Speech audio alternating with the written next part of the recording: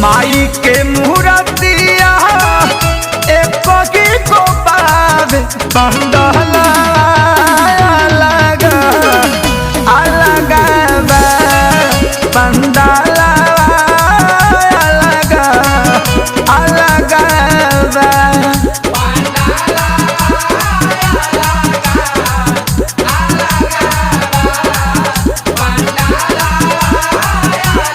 देखी जितना लोग माई के दरबार में आयल बा हम सबसे कह की तनी मीठा मीठा ताली बाजत रही तो सबके मन लागत रही और माई के दरबार है में झूमे के चाहिए ताली बजावे के चाहिए भैया एवं मुक्तक हो जाओ। एक तो माँ साल भर पर आती है, एक तो माँ साल भर पर आती है और भक्तगण ताली बजाने से रेखा सुधर जाती है। सच्चे दरबार की पंडाला